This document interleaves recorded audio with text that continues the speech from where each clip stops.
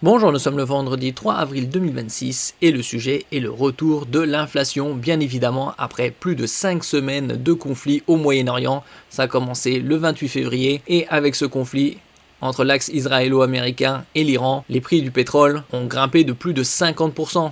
Actuellement, on est aux alentours de 110-115 $, ça varie selon les annonces de Donald Trump. D'après les dernières annonces, il y aura encore 2-3 semaines au moins de bombardements en Iran. Ces produits dont le prix risque de s'envoler dans les supermarchés. On a vu une augmentation significative du prix des carburants, notamment le gazole, qui a pris au moins 60 centimes. Avec la flambée des cours du pétrole et du gaz, l'inflation est en hausse de 1,7% sur un an. La situation risque de perdurer alors que l'inflation en France augmente plus de 1,7% sur un an. Et pour certains produits alimentaires, la hausse est encore plus élevée. Le prix du café par exemple, plus de 25% en un an à cause des mauvaises récoltes. On peut voir par exemple des paquets de 500 grammes. Il y a plus d'un an et demi, ça coûtait aux alentours de 8,40 €. Maintenant, c'est 11 €. Donc c'est même 25-30% d'augmentation. N'oubliez pas de vous abonner pour plus de news nationales, européennes et internationales sur ce monde dans lequel nous vivons. Celui de la viande aussi, près de 20% plus cher. Il y a eu pas mal d'abattage de vaches les derniers mois à cause d'une maladie. Hausse de 17,6% pour le chocolat. On a vu précédemment que les cours du cacao avait été divisé par 4 au cours des 12 à 18 derniers mois. Le prix était de 12 000 $ la tonne. Là, on est aux alentours de 3 000. Et près de 13% pour le maquereau à cause d'une réduction des quotas de pêche. La guerre en Iran va-t-elle accentuer cette vague inflationniste? Faut savoir combien de temps ça va durer. D'après les dernières annonces de Donald Trump, il y aura encore des bombardements pour au moins 2-3 semaines. Donc ça va durer encore plusieurs mois. Paierons-nous bientôt encore plus cher notre panier de courses? C'est déjà le cas. À moyen terme, cela ne fait aucun doute, notamment pour certaines filières, celles qui nécessitent du pétrole et tous ses dérivés. Tous les produits sont transportés par la route, donc par les camions. Donc bien évidemment, il y a déjà un impact sur les produits dû à l'augmentation fulgurante des prix des carburants. L'élevage par exemple, beaucoup de vaches sont nourries avec des céréales et pour faire des céréales, on met beaucoup d'engrais. Ils font donc du gaz.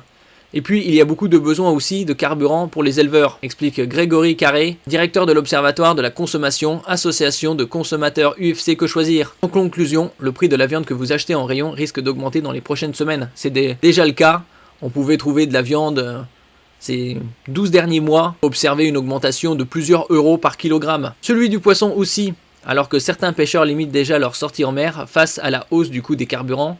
De quoi entraîner des problèmes d'approvisionnement et donc des prix plus élevés en caisse. Ça va rapidement se répercuter. La Chine a fabriqué de l'appauvrissement généralisé. L'inflation est de retour. Quels sont les risques? Donc là, ce n'est que le début. Par exemple, le carburant, le gazole, actuellement, il est aux alentours de 2,30 € le litre. Ça n'a jamais été aussi élevé, même pendant le début de la période de l'invasion russe en Ukraine. Ça a commencé le 24 février 2022. Le baril avait augmenté pendant un moment jusqu'à 130 $. Donc actuellement, on est aux alentours de 110-115 $, avec 1 € pour 1,15 $. À quoi faut-il s'attendre? L'inflation accélère en France. Selon les derniers chiffres publiés par l'INSEE, elle a augmenté de 1,7% sur un an dans l'Hexagone. Nicolas Dose, éditorialiste économie LCI, fait le point ce mercredi 1er avril sur les conséquences de cette situation pour les Français alors que les tensions au Moyen-Orient restent fortes un peu plus d'un mois après le début du conflit. Et donc, comme je disais précédemment, c'est pas prêt de s'arrêter. La consommation a reculé, la photographie de l'INSEE est claire.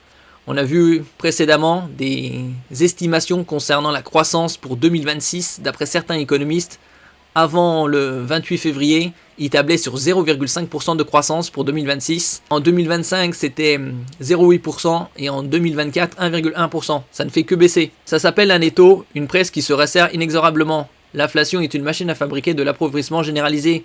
C'est même plus grave dans la zone euro, on est à 2,5% en mars, souligne le spécialiste.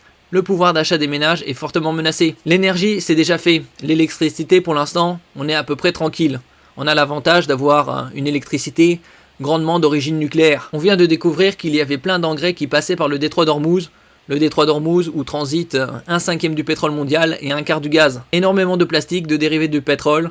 Ça va faire monter les prix de l'alimentation, explique également Nicolas Dose. Le lien entre la guerre au Moyen-Orient et le rebond de l'inflation est clair. La Banque de France se dit qu'on peut aller jusqu'à 3,3% si le conflit est long, dur et qu'il s'enlise de manière inexorable, estime l'éditorialiste économie LCI. Pour l'instant, ça fait déjà plus d'un mois, alors que ça devait durer que quelques semaines. Merci pour votre écoute et à la prochaine.